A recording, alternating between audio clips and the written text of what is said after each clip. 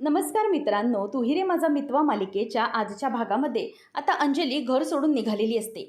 त्याच वेळेला तिला आता अंजलीला राकेश आणि बाकीचे सगळे देखील थांबवत असतात. अंजली म्हणत असते की मी अजिबात थांबणार नाही आहे, मी कोणाचंही काही ऐकून घेणार नाही, समजलं. काही झालं तरीही मी आता हे सगळं सहनच करू शकत नाही. त्याच वेळेला मग आता अर्णव म्हणत असतो की प्लीज ताई ऐकून घे माझं, असं करू नको, असं टोकाचं पाऊल तू उचलू नको. अंजली म्हणते की हे बघा, मला माझ्या नवऱ्याचा पुरुषार्थ सिद्ध करण्यासाठी आणि कितीही काही करावं लागलं ना तरी चालेल, माझा नवरा मला चांगलाच सांभाळू शकतो हे मला सिद्ध करायचं आहे आणि त्यामुळे मला कोणाचं काही ऐकून घ्यायचं नाही. ईश्वरी म्हणते की ताई प्लीज असं करू नका, ऐकून तर घ्या. तेव्हा अंजली म्हणते की तू तर ना काहीच बोलू नकोस, समजलं, हे सगळं घडलंय ना तुझ्यामुळे घडलंय, चला मला जाऊ द्या. तेव्हा तो म्हणतो की ताई प्लीज थांब ना. तेव्हा मग ती म्हणायला लागते की नाही, अजिबात नाही. तुला जर आपल्यातलं जे काही उरलं सोडलेलं नातं असेल ते जर ठीक करायचं असेल किंवा टिकवायचं असेल तर आता मला अडवण्याचा प्रयत्न अजिबात करू नकोस, समजलं. मी अजिबात आता थांबणार नाही आहे, असं ती त्याच्यावर ओरडते. तो म्हणतो की ताई प्लीज असं टोकाचं पाऊल अजिबात उचलू नकोस. तेव्हा मग तो म्हणायला लागतो की प्लीज ताई थांब, असं करू नको. अंजली म्हणते की नाही, अजिबात नाही. माझ्या नवऱ्यावर हा जो काही आरोप केलेला आहेस ना तू, तर तो मला पुसून टाकायचा आहे, त्यासाठी मी काही करेन. तेव्हा तो म्हणतो की तू राहशील कुठे पण ताई. ती म्हणते की कुठेही राहीन, मी एखाद्या झोपडीत राहीन, पण मी माझ्या नवऱ्यासोबत खुश राहीन. आता मला त्यांचा अपमान आणखी सहन होणार नाही आहे, त्यामुळे तू गप्पच बस, असं ती त्याला शांत करते. नंतर ती निघून गेल्यावर अर्णव अगदी तुटल्यासारखा झालेला असतो, कारण अर्णवला खूपच त्रास होतो. ईश्वरी ही निघून जात असताना त्याला त्याचं खूपच वाईट वाटत असतं. त्यानंतर मग आता ईश्वरी ही म्हणायला लागते की अर्णव सर प्लीज शांत व्हा. आता आजी पण अर्णवच्या खांद्यावरती डोकं ठेवून खूप रडायला लागते. तिलाही खूपच वाईट वाटत असतं, कारण की हे सगळं घडत असताना इतकं वाईट घडू शकतं या सगळ्या गोष्टींचा कोणालाही कल्पनाच नव्हती. तर सुप्रियाचं मात्र इथे वेगळं सुरू असतं. सुप्रिया ही घराच्या बाहेर पडून आता काही करून तिला वल्लरीला शोधायचंच असं तिने ठरवलेलं असतं आणि म्हणूनच ती वल्लरीकडे म्हणजे वल्लरीला शोधण्यासाठी जीवाचा आटापिटा करत असते आणि ज्या रस्त्यावर वल्लरीला पाहिलं होतं त्या सगळ्या रस्त्यांवरती ती आता चौकशी करत असते की दादा इथे कोणी CCTV कॅमेरे लावलेत का. आजूबाजूला जे ठेले असतात त्या सगळ्या ठेल्यांवरती ती आता विचारून चौकशी करत असते की दादा इथे कुठे CCTV कॅमेरे लावले आहेत का, असं म्हणून ती सगळीकडे आता चौकशीच करत सुटलेली असते. त्यानंतर मग आता तिला तर टेन्शन यायला लागलेलं असतं की काय करायचं. सुप्रिया विचार करत असते की आता कुठे लक्ष देऊ, काय करू मी. तेवढ्यात आता मामा आणि मामी दोघंजणी गाडीने निघालेले असतात. मामी म्हणत असते की चला लवकर, माझं ना जरा डोकं दुखायला लागलं आहे. तेवढ्यातच सुप्रिया एका माणसाबरोबर बोलत असते आणि तो तिच्या अगदी मुलासारखा असतो. तो ही सुप्रियाला मदत करायला तयारी दाखवतो. मावशी मी तुमची मदत करतो. पण तिकडेच वल्लरी म्हणते की काय झालं आता, तुम्ही गाडी का थांबवली. तो म्हणतो की अगं त्या बघ विहीनबाई आहेत, आपल्या आकाशच्या सासूबाई, अगं चल आपण त्यांना लिफ्ट देऊया. तेव्हा सुप्रियाला बघून वल्लरी चांगलीच घाबरते, तिची चांगलीच तंतरते. ती म्हणते की अहो नका, राहू द्या, चला आपण जाऊया. तेव्हा मामा म्हणतो की अगं असं काय करतेस तू, आपण जाऊया म्हणजे काय, अगं त्यांना मदत केली पाहिजे, विहीनबाई आहेत आपल्या त्या, तुझं काही असेल तरी आपल्या होणाऱ्या सुनबाईच्या आई आहेत त्या, त्यामुळे काही झालं तरीही आपल्याला असं करता कामा नये. ती म्हणते की बघा, तुम्ही जर त्यांना लिफ्ट देणार असाल ना तर मात्र मी काय करू शकतो, मी गाडीतून उतरेन. त्यावेळेला मग आता मामा असं म्हणायला लागतो की चल ठीक आहे, किती वेळा अशा तुझ्या धमक्या देणार आहेस तू, तुझ्या ना धमक्यांना ना मी आता अजिबातच भीक घालणार नाही आहे, समजलं, त्यामुळे तसंच राहू दे. त्यावेळेला आता लगेचच मामा म्हणतो आणि वल्लरी म्हणायला लागते की बघा हां मी गाडीतून उतरेन. तेव्हा तो म्हणायला लागतो की हो हो उतर उतर, खूप ना तुझ्या आता माझ्या धमक्या ऐकून घेतल्या, मी आता अजिबात तुझ्या धमक्या ऐकून वगैरे घेणार नाही आहे, समजलं. तेव्हा मामी आता घाबरते. तेवढ्यातच आकाशचा कॉल येतो की डॅड जरा प्लीज लवकर घरी या, एक मोठा प्रॉब्लेम झाला आहे. आता मात्र गाडी सुप्रियाकडे तो न नेता मगेच रिव्हर्स घेतो आणि नंतर टर्न घेतो. असं म्हटल्यानंतर आता इथे हे सगळं होत असताना ईश्वरी आणि अर्णव तर टेन्शनमध्ये असतातच, पण तिची आई ही वेगळ्या टेन्शनमध्ये आहे आणि ती चौकशी करत असताना सुप्रिया ही मागे बघत असते आणि तेवढ्यातच तिचं लक्ष आकाशच्या बाबांच्या गाडीकडे म्हणजेच मामाच्या गाडीकडे जातं आणि तेवढ्यात वल्लरी पटकन मागे मान टाकते. सुप्रियाने जर पाहिलं तर खूप मोठा प्रॉब्लेम होऊ शकतो हे तिला माहीत असतं, म्हणून ती पटकन मागे वळते. मामा गाडी रिव्हर्स घेऊन पुन्हा घराकडे घ्यायला लागतो. तेव्हा इथे आता सुप्रिया त्यांची गाडी बघते आणि म्हणते की हे काय, ही तर आकाशच्या बाबांची गाडी आहे, पण त्यांनी अशी गाडी मागे का घेऊन गेली असेल, नेमकं काय झालं असेल. आता इथे तिलाही काहीच कळत नसतं की नेमका काय प्रकार घडलेला आहे. मामी आता म्हणते की थोडक्यात वाचले, नेमका आकाशचा फोन आला म्हणून बरं, नाहीतर खूप मोठा प्रॉब्लेम झाला असता. मामा म्हणत असतो की काय गं वल्लरी, काय झालं, तू अशी मान मागे का टाकली आहे? तेव्हा ती म्हणते की काय करू, मला अगदी गरगरल्यासारखं व्हायला लागलं उन्हामधून, त्यामुळे मी अशी जरा पडली आहे, तुम्ही न्या गाडी. वल्लरीचं म्हणजेच वल्लरी तर तिला दिसलेली नसते, पण सुप्रियाला मात्र थोडं विचित्र वाटत असतं. त्यानंतर आपल्याला पाहायला मिळतं की अर्णव हा विचार करत असतो की काहीतरी करून आता ताईला कसं मिळवू मी. आईचा फोटो घेऊन तो माफी मागतो. आई मला माफ कर, खरं तर तू मला ताई देऊन गेलीस तुझ्यानंतर, पण मी तिला जपू शकलो नाही. मला खरंच खूप वाईट वाटतंय की हे सगळं घडलं, माझ्या ताईला असं सगळं सहन करावं लागतंय. आणि तो फोटोकडे बघून आता रडत असतो. त्यानंतर ईश्वरी म्हणते की सर हे बघा, तुम्ही प्लीज काळजी करू नका, सगळं काही व्यवस्थित होईल, तुम्ही का घाबरताय, होईल सगळं नीट. आणि खरं तर आपण लवकरात लवकर ताईला आपल्या घरी घेऊन येऊया, तुम्ही नका काळजी करू. तेव्हा अर्णव म्हणतो की नाही, खरं तर चूक माझीच आहे. मला माहीत होतं की ताई या अवस्थेमध्ये खूप त्रासात असेल, पण माझ्यामुळे तिला किती त्रास होतोय, तिच्या या प्रेग्नन्सीमध्ये पण मला याचा खूप त्रास होतोय. ईश्वरी आता म्हणते की सर तुम्ही प्लीज शांत व्हा, तुम्ही स्वतःला काही त्रास करून घेऊ नका, आपण त्या माणसाच्या तावडीतून ताईला लवकरात लवकर सोडवूया. यात तुमची काही चूक नाही आहे, तुम्ही काहीच केलं नाही आहे सर. खरं तर ही सगळी चूक आहे ना त्या राकेशची, त्याने हे सगळं मुद्दाम घडवून आणलं आहे. तुमची ह्यात काहीच चूक नाही. तुम्ही ताईच्या बाबतीत नेहमीच चांगले होते आणि अजूनही तुम्ही चांगलेच आहात. पण खरंच आपण या सगळ्या गोष्टीतून बाहेर पडूया. तुम्ही जर अशी हिंमत हारले तर मग कसं होणार? त्यामुळे प्लीज तुम्ही सगळं काही व्यवस्थित करा.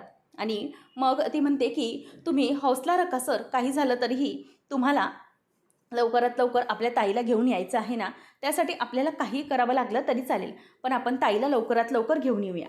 ईश्वरी आता खूपच रडत असते आणि अर्णव देखील खूप रडत असतो. आता दोघांनाही काय करावं काही सुचत नसतं, कारण की ताई ही अशा अवस्थेत असते की काही करू शकत नसते आणि अर्णव ही इकडे त्याच अवस्थेत असतो. ईश्वरी आता अर्णवला जवळ घेते आणि त्याला शांत करत असते. अर्णव आता गप्प असतो. माझ्या ताईची काय हालत होईल, तो माणूस माझ्या ताईची काय हालत करेल अशी भीती आता वाटत असते. तेवढ्यातच अर्णव हा इथे रडत असताना अंजलीचे हाल मात्र सुरूच झालेले असतात. राकेश हा रस्त्याने चालत असतो आणि ऊन खूप लागत असतं. ती म्हणत असतो या मुलीला बावळटबाईला काय डोहायला लागलेत काय माहिती, खरंच एवढ्या उन्हातानाची घराच्या बाहेर पडले. तेव्हा ती म्हणते की अहो आता काय करायचं, टॅक्सी करताय ना. तेव्हा तो म्हणतो की अगं अंजली, टॅक्सी करून जायचं तरी कुठे, कुठे जायला आपल्याकडे आधारच नाही आहे ना. ती म्हणते की मी काय म्हणते, एखादा रूम वगैरे बघूया ना किंवा कुठेतरी. तेव्हा ती म्हणते की अहो मला एक आयडिया आली आहे, तुमचा एखादा चांगला वकील मित्र असेल तर काही दिवस ना आपण त्याच्याकडे राहूया ना, मग कसं नंतरचं बघता येईल आपल्याला, एखादी भाड्याने रूम घेऊया. तेव्हा तो म्हणतो की मनातल्या मनात या बाईला काय सांगायचं, माझा कोणताही वकील मित्र नाही आहे, कारण मी मुळातच वकील नाही आहे. शिवाय कुठलेही माझे जे मित्र आहेत ते गुंड आहेत, आणि समजा त्यांच्याकडे हिला घेऊन गेलो आणि त्यांच्याकडून तोंडून काही चुकून माकून निघालंच तर माझा खरा चेहरा हिच्या समोर येईल. आता काय करू काहीच कळत नाही, या बावट मुलीला मी सांगायचं तरी काय. त्यावर आता ती म्हणायला लागते की काय हो, काय झालं, कसला विचार करताय. राकेश म्हणतो की अगं अंजली, मला तर खूपच टेन्शन आलं आहे, हे कसं करायचं. खरं तर एखाद्या वकील मित्राकडे नेलं असतं, आहे एक माझा मित्र, पण तो सध्या कामानिमित्त अर्जंट US ला गेला आहे, त्यामुळे आपल्याला कुठेही जाता येत नाही आहे. बरं मी एक काम करतो, मला आता एखादी भाड्याने रूमच बघावी लागेल. तेव्हा तो म्हणतो की नाहीतर अंजली मी काय म्हणतो, उगीच कशाला ना हट्टहास तुझ्या या अवस्थेमध्ये, त्यामुळे प्लीज आपण चल घरीच जाऊया, तुला उगीचच नसता त्रास नको. ती म्हणते की नाही, अजिबात नाही, मी असं अजिबातच करणार नाही आहे, समजलं. त्यामुळे काही झालं तरीही तुम्ही माझ्यासोबत या, मी तुम्हाला असं कुठेच एकटं सोडणार नाही आहे. आणि चिंटूने तुमच्यावर जे काही आरोप केलेत ना ते मला खोडून काढायचे, त्याच्यासाठी ना मी काही करू शकते. तो म्हणतो की बरं ठीक आहे चालेल, तू एक काम कर, तू इथे बस, मी जरा जाऊन येतो. त्यावेळेला ती म्हणते की कुठे जाताय आता तुम्ही. मग तो म्हणतो की तू इथे बस, मी आसपास जरा इथे बिल्डिंग आहेत ना, कुठे भाड्याने रूम मिळतोय का याची जरा चौकशी करून येतो. त्यावर ती म्हणायला लागते की बरं ठीक आहे, पण लवकर बघा, कारण की काही झालं तरीही लवकरात लवकर आपल्याला आपली रूम बघितलीच पाहिजे एखादी.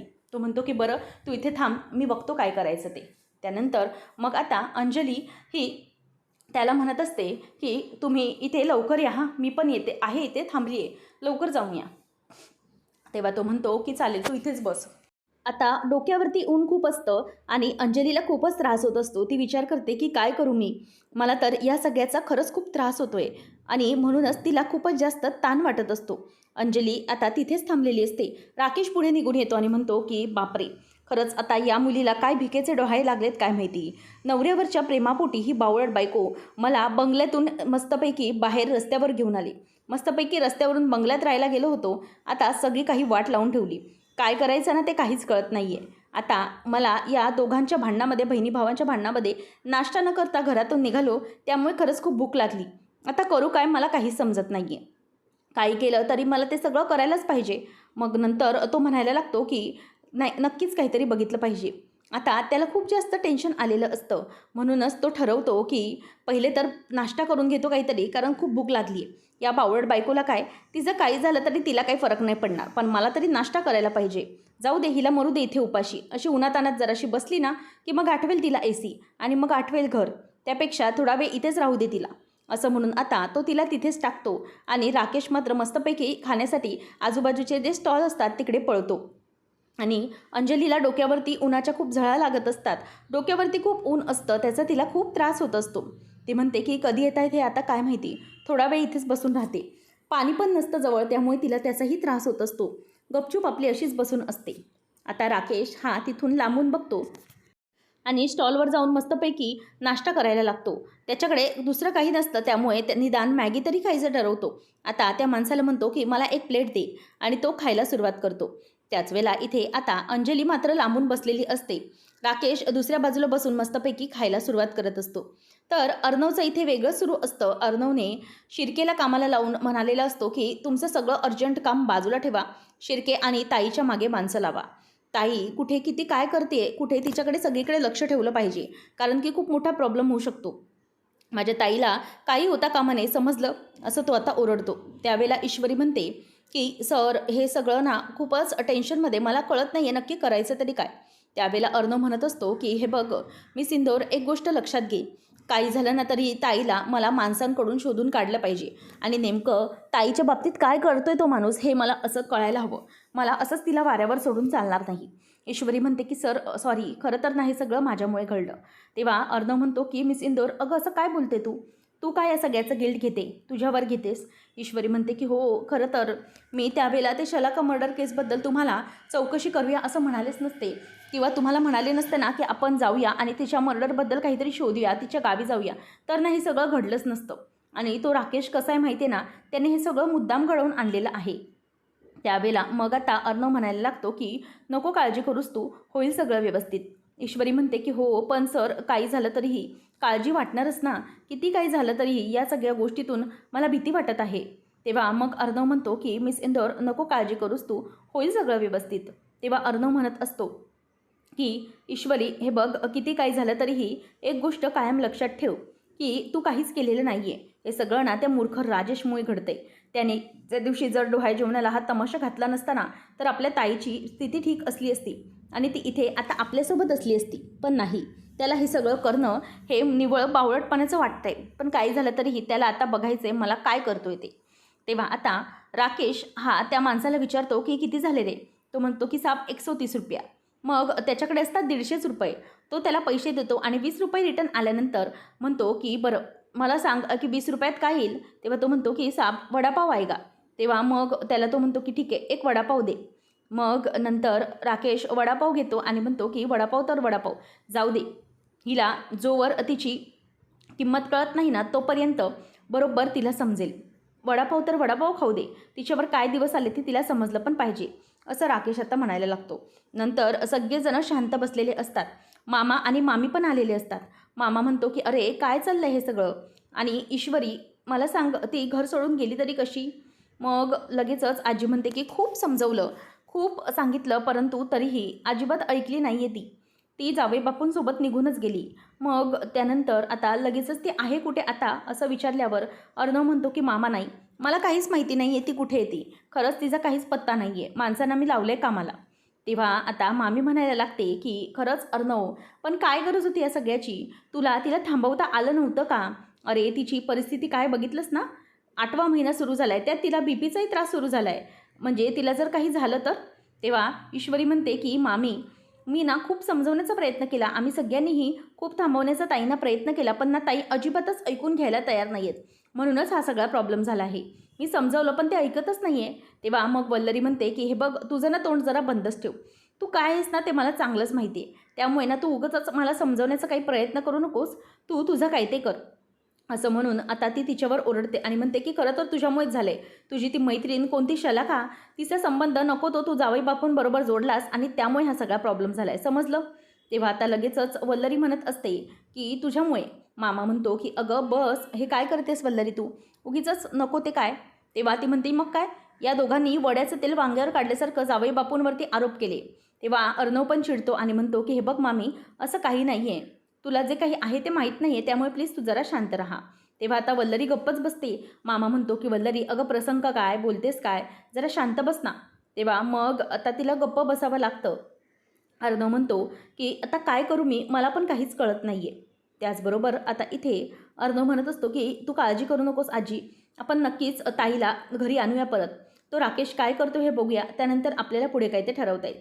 मामा म्हणतो की हो अर्णव, तू ना आपल्या अंजलीवरती लक्ष ठेवायला सांग. म्हणजे काय ना, तिला काही प्रॉब्लेम होता कामा नये. किती काही झालं तरी तिला आपण कोणत्याही त्रासात असं सोडू शकत नाही. त्यानंतर मग आता मामा म्हणायला लागतो की बरं अर्णव ठीक आहे, हे सगळं आपण नीट लक्ष देऊन बघूया, पुढे काय करायचं ते पुढे ठरवूया. त्यानंतर आता इथे आकाश हा त्याच्या घरीच असतो. वल्लरी ही टेन्शनमध्ये असते की अंजली निघून गेली. सगळे घरामध्ये टेन्शनमध्ये असताना आकाश आता फोन करतो नम्रताला आणि म्हणतो की नम्रता, तू जरा माझ्याशी बोलू शकते का? ती म्हणते की आकाश सर काय झालं? तो म्हणतो की एक खूप मोठा प्रॉब्लेम झाला आहे. आता ती पण घाबरते आणि म्हणते की काय झालं? तेव्हा आकाश म्हणतो की प्रॉब्लेम असा झाला आहे की आपली जी अंजुताई आहे ना, ती घर सोडून गेली जिजूंसोबत. तेव्हा हे ऐकल्यावर तिला धक्काच बसतो. ती म्हणते की काय, खरं बोलताय का तुम्ही? तेव्हा तो सांगतो की हो अगं, मी खरंच बोलतोय. हे सगळं जे काही घडलं आहे ना, ते खरंच खूप अनबिलिव्हेबल घडलं आहे. आम्हालाही याचा खरंच खूप मोठा धक्का बसलेला आहे. तेव्हा ती म्हणते की बापरे, आता काय करायचं मग? तेव्हा तो म्हणतो की हो ना, जिजूंसोबत ती निघून गेली. जिजूंवर दादाने आरोप केले आणि जे काही घडलं आहे त्याबद्दलचे आरोप झालेत त्यांच्यावर. तेव्हा मला जरा प्लीज भेटतेस का तू? मला तुझ्याशी जरा बोलायचं आहे. तेव्हा ती म्हणते की बरं ठीक आहे, मी क्लाउडमध्येच आहे, तुम्ही क्लाउड किचनमध्ये येता का, मग आपण बोलू. आकाश म्हणतो की बरं ठीक आहे, येतो मी. आता मात्र इथे तिला धक्काच बसलेला असतो. काय करायचं तिला काहीच कळत नसतं. ती विचार करते की आता करू तरी काय, कशाप्रकारे मी या सगळ्या गोष्टी मॅनेज करू. त्यावेळेला आता आकाश हा लगेचच तिला म्हणतो की बरं ठीक आहे, मी येतो तुला भेटण्यासाठी. अंजली उन्हाच्या झळा लागत असतात, तिथल्या तिथे बसून असते. काय करू असा विचार करत असते. अजूनही आले कसे नाहीत, कुठे गेलेत हे, इतका वेळ कसा लागला यांना, असं म्हणून ती आता तिथेच डोक्याला ताप करून घेत असते. उन्हाच्याही अगदी झळा लागत असतात. तेवढ्यातच ती एक माणूस जात असतो. त्याला म्हणते की दादा, मला जरा प्लीज तुमच्याकडे पाणी असेल तर एक घोट पाणी देता का प्यायला? तेव्हा तो म्हणतो की हो ठीक आहे, देतो मी. आणि असं म्हणून तो पाणी प्यायला देतो. आणि पाणी प्यायला देत असताना तिला विचारतो की तुम्ही अंजलीताई ना? तेव्हा ती म्हणते की हो, तुम्ही ओळखता का मला? तो म्हणतो की हो, मी तुम्हाला सात्विक फॅशनमध्ये पाहिलं होतं. मी सात्विक फॅशनमध्ये काम करतो मॅडम. अर्णव सरांच्या इथे ऑफिसला आहे मी. आणि खरं तर तेव्हा तुम्हाला पाहिलं आणि तुम्ही बहीण आहात ना त्याची. तेव्हा मग ती म्हणते की हो बरोबर. आणि मग तो म्हणतो की घ्या घ्या, तुम्ही पाणी घ्या आणि तुम्ही अशा इथे उन्हात का आहात, इथे बसा तुम्ही आणि बसून पाणी पिया बघू. असं म्हणून तो तिला बसायला सांगतो. आणि माणुसकी अजूनही शिल्लक असते असं म्हणतात. आणि नेमकी अर्णवचीच पुण्याई तिच्या कामी येत असते. त्यावेळेला मग आता ती पटकन तोंड वगैरे पुसते, चेहरा पुसते आणि म्हणते की ठीक आहे, थँक्यू. तेव्हा तो आता सांगायला लागतो की तुमची तब्येत मला फारशी बरी वाटत नाही आहे, तुम्हाला कसला त्रास आहे का? तुम्ही इथे पाणी प्या आणि 2 घास खाऊन घ्या बघू. माझ्याकडे डब्बा आहे, तुम्ही 2 घास खाऊन घ्या. तेव्हा ती म्हणते की नको, उगीचच कशाला, राहू दे. तो म्हणतो की असं करू नका, घ्या, खाऊन घ्या. किती काही झालं ना तरीही तुम्ही अर्णव सरांची बहीण आहात ना, आणि सरांनी खरंच खूप केले माझ्यासाठी, ते कशातही मोजण्यासारखं नाही आहे. त्यामुळे तुम्ही हे घ्या, खाऊन घ्या. तेव्हा लगेचच तो तिला टिफिन काढून देत असतो आणि खायला सांगत असतो. अंजली पण आता गप्प असते, कारण की किती काही झालं तरीही तिला भूक तर लागलेली असते. सकाळी काही न खाता पिता अंजली बाहेर पडलेली असते. तो म्हणतो की हे घ्या मॅडम, तुम्ही प्लीज टिफिन खाऊन घ्या. तेव्हा आता त्याला पुरी भाजी अंजलीला तो खायला देतो आणि तीही बिचारी गपचूप खाते, कारण की पोटातल्या बाळाला आणि तिलाही भूकच लागलेली असते. तो म्हणतो की ताई हे घ्या, मला माहिती आहे की तुम्हाला या सगळ्याचा ना खूप त्रास होतो आहे, पण काय करणार आपण, या सगळ्यासाठी तुम्ही अशा का बाहेर थांबलात? पण तुम्हाला माहीत नाही आहे, अर्णव सरांचे ना माझ्यावर खूप उपकार आहेत. अहो गेल्या वर्षी दिवाळीमध्ये माझ्या मुलाचं ऑपरेशन होतं हृदयाचं, त्यांनी सगळा खर्च उचलला होता, शिवाय एकही पैसा माझ्याकडून परत घेतला नव्हता. खरंच खूप चांगला आणि सच्चा माणूस आहे तो आणि आम्हाला खूप मदत करतात. त्यांच्यासाठी आम्ही काहीही करायला तयार आहोत. त्यांच्यासारखा माणूस आम्हाला जगात कुठेही सापडणार नाही. आता अर्णवचं कौतुक व्हायला लागल्याबरोबर अंजलीच्या तोंडातला घासच पळतो. ती पुन्हा त्याला तोंडातला घास म्हणजेच 1-2 घास खाते आणि म्हणते की बस झालं मला. तेव्हा तो म्हणतो की ताई ठेवून घ्या ना तुमच्याकडे डबा. ती म्हणते की नको राहू दे मला. आणि मग आता तो डबा बंद करतो आणि मग अंजली म्हणते की थँक्यू, खरंच तुमचे उपकार झाले. आणि ती त्याला पाण्याची बाटली परत देत असते. तेव्हा तो म्हणतो की नको मॅडम राहू द्या तुमच्याचकडे. आणि मग इथे आता अंजलीला याचं खूपच वाईट वाटत असतं आणि पाण्याची बाटली तो मॅडमकडेच ठेवून निघून जातो. अंजली आता त्याला सारखा सारखा फोन करत असते, परंतु तो फोनच उचलत नसतो. ती विचार करते की कुठे आहे ते, यांना फोन तर केला पाहिजे. राकेश म्हणतो की अंजली हां काय झालं गं? तेव्हा तो म्हणतो की अगं इकडे तिकडे शोधत होतो, पण कुठेही ना घराची व्यवस्थाच होत नाही आहे. आजूबाजूला शोधतोय पण कुठेच काही होत नाही आहे. आणि हे काय तुझ्यासाठी काहीतरी खायला घेत असतो. आजूबाजूला इथे काहीच नाही आहे गं खाण्यासाठी, म्हणूनच मग तुझ्यासाठी एक वडापाव तरी घेतला आहे. बरं ठीक आहे येतोच मी तुझ्यासाठी वडापाव घेऊन, असं म्हणून तो फोन ठेवून देतो. आणि अंजलीला मात्र टेन्शन येत असतं. ती म्हणते की बरं या लवकर पटकन या, मला ना खरंच खूप उन्हाचा त्रास होतोय. तो म्हणतो की हो हो आलोच मी. पटकन आलो आणि फोन ठेवून देत असतो. अंजली त्याला विचारते की काय हो तुम्हाला खरंच काय झालं, म्हणजे काही व्यवस्था झाली आहे का राहण्याची वगैरे? तेव्हा तो म्हणतो की हो गं अंजली, आसपास इथे भरपूर फिरलो गं, परंतु अजिबातच इथे काहीच नाही आहे. म्हणजे सगळ्या ठिकाणी मी रिक्वेस्ट केली परंतु कुठेही भाड्याची खोली मिळायला तयार नाही आहे. काय करू ना खरंच काही कळत नाही आहे. त्यावेळेला मग आता राकेश म्हणत असतो की बरं ठीक आहे चालेल मी बघतो बाकीचं, पण तू जरा तिथेच थांब, मी लगेचच तुझ्यासाठी खायला घेऊन येतो. आणि हो तू थांब तिथेच, आलो मी लगेच आलो, असं म्हणून तो फोन ठेवतो. आता मनातल्या मनातच राकेश म्हणत असतो की या बाईला काय सांगणार, असं काही खोली मिळवणं सोपं असतं का? किती काही सांगितलं तरी हिला पटणार नाही आहे. पण आता हिला कळेल की बाहेर निघाली आहे तर कसं राहायला मिळेल ते. काय करावं, माझे तर यामध्ये खूपच हाल होत आहेत. राकेश तर खूपच वैतागलेला असतो आणि म्हणतो की मरू दे, माझं तरी तात्पुरतं का होईना पोट भरलं, पण आता या मुलीमुळे बावळट बायकोमुळे उगीचच मला उन्हातानाचं फिरायला लागणार आहे.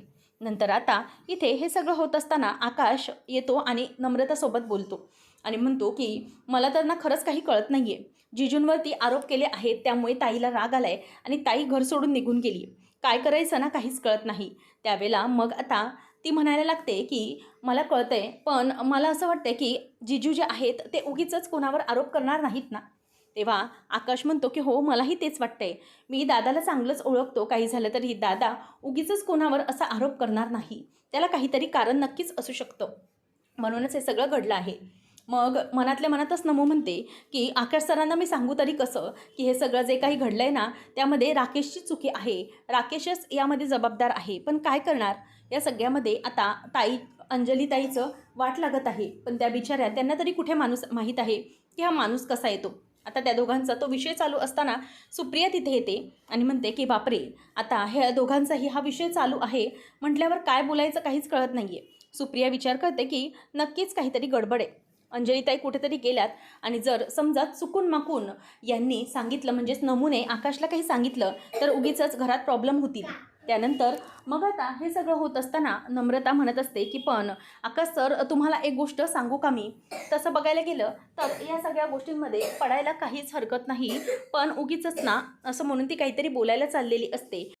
नम्रता विचार करते जर यांना काही मी खरं सांगायला गेले तर उगीचच यांना काही कळेल आणि घरामध्ये वाद होतील, त्यापेक्षा मी जरा गप्पच राहिलेलं बरं, असा विचार नम्रताच्या डोक्यात सुरू असते. तेवढ्यातच तिथून नम्रता म्हणते की सर मला काय वाटतं माहिती आहे, ती काहीतरी बोलायला जाणार. तेवढ्यातच सुप्रिया म्हणते की एक मिनिट नमो जरा थांब. आता नम्रताला आवाज दिल्याबरोबर ती तिथल्या तिथे थांबते, कारण हे सगळं माहीत असतं सुप्रियाला जर काही तिने खरं काही सांगितलं तर मात्र पुन्हा काहीतरी प्रॉब्लेम होऊ शकतो, म्हणूनच ती खरं काही सांगायला तयार नसते, ती गप्पच बसलेली असते. त्याबरोबर आकाश म्हणायला लागतो की नम्रता तुला काही म्हणायचं होतं का, परंतु ती तेवढ्या लगेचच थांबते आणि मग ती म्हणते की नाही काहीच नाही, पण मला तरी असं वाटतं ना की सगळं काही होईल ठीक, म्हणजे अर्णव सर सगळं व्यवस्थित करतील, मला दोघांचेच बाबा माहिती इशू आणि अर्णव कधी काही चुकीचं घडू देणार नाहीत. असं म्हटल्याबरोबर सुप्रियाही त्यांना दोघांनाही बोलताना हे सगळं थांबवते आणि नम्रताला कळत असतं की आईने आपल्याला आवाज दिला म्हणजे नक्कीच ती काहीतरी थांबवण्याचा प्रयत्न करते, काहीतरी चूक होऊ शकते, म्हणूनच ती गप्प बसलेली आहे हे तिच्या लक्षात आलेलं असतं. तेव्हा मग सुप्रिया म्हणते की मी काय म्हणते काय झालं आहे. तेव्हा आता नमू म्हणते की अगं प्रॉब्लेम झाला आहे, अंजलीताई ना अचानक घर सोडून गेल्यात आणि डोहाळे जेवणाला त्या दिवशी प्रॉब्लेम झाला होता ना, मग म्हणून त्यानंतर काय घडलं ते मला ते सांगत होते. तेव्हा मग आई म्हणते की मला माझं काय मत आहे सांगू का. तुम्ही ना या सगळ्यामध्ये नको पडायला. म्हणजे ना जोपर्यंत हा सगळा प्रॉब्लेम सुरू आहे ना तोपर्यंत आकाश आणि नम्रता तुम्ही दोघांनीही असं ना एकमेकांना भेटू नये ना असं मला वाटतं. असं सुप्रियाने सांगितल्याबरोबर ते दोघंही विचार करत असतात.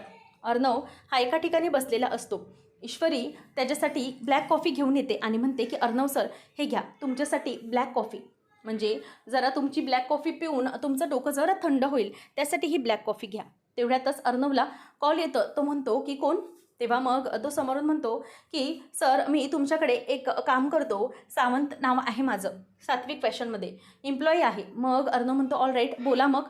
तेव्हा लगेचच विचारतो की काय काम आहे. मग तो म्हणतो की सर तुम्ही माझ्या मुलाच्या ऑपरेशनसाठी गेल्या वर्षी मदत केली होती बघा तो सावंत. मग अर्णव म्हणतो ऑल राईट आठवलं मला. काही मदत हवी आहे का? मग तो म्हणतो की नाही साहेब मी तुमच्या बहिणीला बघितलं अंजली ताईला आणि ना त्या अशा कुठल्या तरी अडचणीत वाटत होत्या. रस्त्यावर होत्या आणि ऊन खूप होतं. त्या उन्हातच त्या बसल्या होत्या. त्यांनी माझ्याकडे पाणी मागितलं. मी त्यांना प्यायला दिलं. शिवाय मी त्यांना थोडं खायला पण दिलं. पण त्यांनी जास्त काही खाल्लं नाही. मला ना त्या अडचणीत वाटत होत्या आणि या रस्त्यावर त्या आहेत असं अर्णवला तो सांगतो. तेव्हा अर्णव म्हणतो की बरं झालं थँक्यू आणि फोन ठेवतो. ईश्वरी म्हणते की सर आपल्याला माहीतच होतं हा माणूस काही ताईला सुखाने जगायला देणार नाही आहे. आपण लवकरात लवकर काहीतरी केलं पाहिजे असं आता अर्णव आणि ईश्वरी दोघंजणही ठरवतात. पुढच्या भागामध्ये आता अर्णव हा ताईकडे येतो आणि त्या पत्त्यावर येऊन म्हणतो की ताई प्लीज असं करू नको. आपल्या दोघांचे वाद आहेत ना तर मग या आपल्या दोघांच्या वादामध्ये तू बाळाला का त्रास करून देतेस? प्लीज त्याला काही सफर होऊ देऊ नकोस. तू हे घे एक आपल्या फ्लॅटची चावी आहे. मी आताच्या आत्या हा फ्लॅट तुझ्या नावावर करून टाकतो. तू प्लीज त्या घरी जाऊन राहा. तेव्हा मग ती म्हणते की नाही मला तुझे कोणतेही उपकार नको आहेत. त्यामुळे तू दिलेली कोणतीही गोष्ट मला नको आहे. समजलं चिंटू? असं म्हणून आता ती त्याच्यावरती चिडत असते आणि काहीच ऐकत नाही. राकेश आता एका ठिकाणी तिला घेऊन जातो. घरात खूपच धूळ असते. त्यामुळे ती म्हणते की अहो घर किती धूळ आहे या घरामध्ये. आपण एक काम करूया इथली जरा साफसफाई क्लिनिंग करावी लागेल. खूपच धूळ दिसते. तेव्हा मग तो म्हणतो की अगं तुला वेडबीड लागले का? एवढ्या रात्रीचं कुठे तू साफसफाई वगैरे करत बसते? असं म्हणून तो तिच्यावर चिडतो आणि अंजलीला त्याचं ते वाक्य ऐकून धक्का बसतो. आता एक एक रूप राकेशचं समोर येत जाणार. अंजलीला कसं काय राकेशचं सत्य कळणार पाहणं रंजक ठरेल. अशाच अपडेट्ससाठी चॅनलला सबस्क्राईब करा.